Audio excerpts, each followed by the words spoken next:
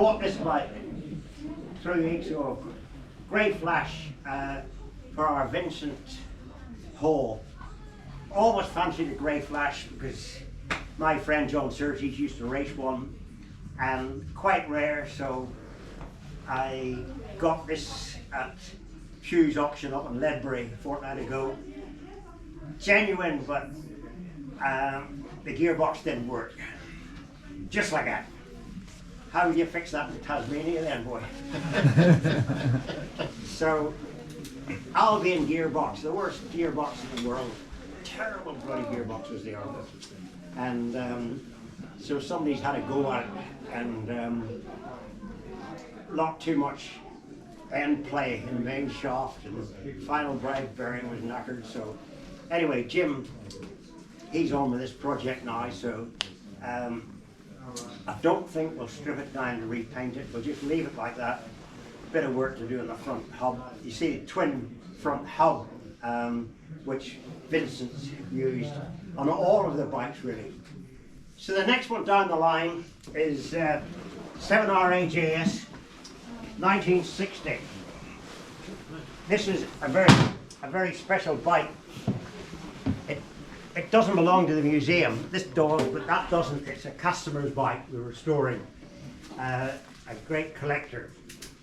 It's this ex-Mike Hillwood 1967 RAGS, and he bought it a lot of years ago in Australia. I think it came back from Australia and New Zealand. Hugh Anderson, I spoke to Hugh Anderson, and he had it for a while too. He's from New Zealand, Hugh, another great friend, multi-world champion. So Jim and I have been right through it, all the way through, complete. Mike Hillwood, he won 3 TTs that week in 1960.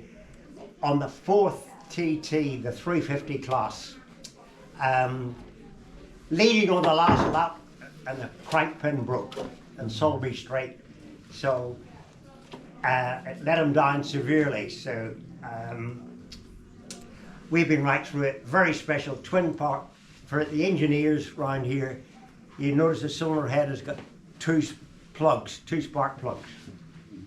So that was a works innovation. So really, when you think about it, you don't need to be the brain of Britain to work it out. So you've got a piston coming up on compression, and you've got one plug that way firing. What's it going to do? Fire the fuel across the combustion chamber, right? So that's not helping the engine go easily. But if you have 2 sparks right together, what's going to happen? It's going to drive the piston straight down. So, like many things, that it's funny how racing, stupid things are not really caught on easily. If you look at the float bowl on that, they call it the matchbox float chamber.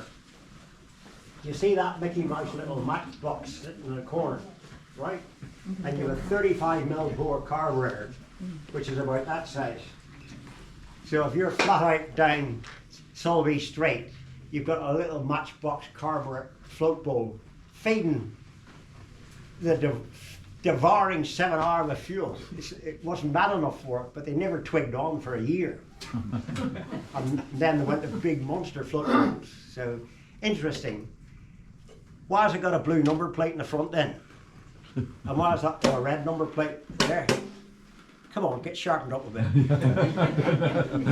Anybody know? I'm amazed. Where have you lot all been then? What about Australia? You must not play Australia, boy. Well, when I was doing Grand Prix racing, what they should do today, red for 500s, blue for 350s, green for 250s. So instantly you knew what class the bike was running in.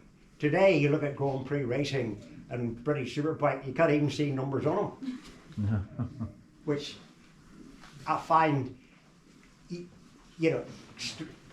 impossible for spectators like. Yeah. Like you wouldn't know whether the guy was running a Yamaha, Suzuki or BMW because they all look the same. and they haven't even got a decent, you can't see a number easily on them, so way with the fairies, right. Yeah. Anyway, we're nearly there with this thing. Anybody working on AJS's, I'll tell you, the guy that designed the brakes, he must have got a bonus for complications. Serious bloody hellfire to put those through. It would test even. Where's young Alan? It would really test him, making millions of bloody bits. Terrible, terrible. And for those who are observant, the back sprocket, what do you say about the back sprocket then? Go on, have a look. Tell me what you say about it. It's very big. No, it's 2 bits. So why would you have a 2-bit rear wheel sprocket? Why would you make your sprocket 2 bits? So it comes off without taking the back wheel out. Exactly. You get the back wheel out of that, the race will be finished. The practice session will be finished before you got the wheel out, change the sprocket. So what you do now is just drop the chain off, 2 bits of sprockets, there's some kicking about there, and you put the 2 sprockets on separate. So there you go. 1967 R AJS racer, there we go. What's next then? I've got this chart here. I used to know all the stars and I've forgotten about it. Remember, Stuart, I used to tell you about the stars, you know? Indeed. So, homework, refresher course. Does anybody know the stars then? Do you, young man? I don't. When I was your age, I knew all the stars. Gemini, Taurus. There. Right, the next one. Come in, sir. This is a Rex. 1913 Rex, which we bought at auction at Bonham's. A bit of a wreck about 5 months ago. So I always fancied a Rex, so got this one. 900cc V-twin side valve, 2-speed rear hub. Quite interesting. You've just got 2 levers on here. It says on that one low, it says on that one high, so that's how you change gear. That one there, it says brake, so you push that for the brake. Essentially lights, which were gas lights really, not electric, gas. You put so you have a generator, which I haven't fitted yet. Rex were a very famous make. They made their own engines, all the rest of it. We've got a lot of history with the bike, lots and lots of information.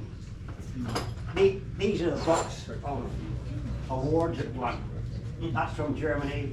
You've got the Pioneer one. You've got Sweden, it's got a rally in Sweden, Denmark. So famous bike. And why have I got the mag off it? Well, young Milliard's going to tell you why. So this beat me for a day, right? It might have beat me for a week actually. Shift over. So this is an agitator that come off it, right?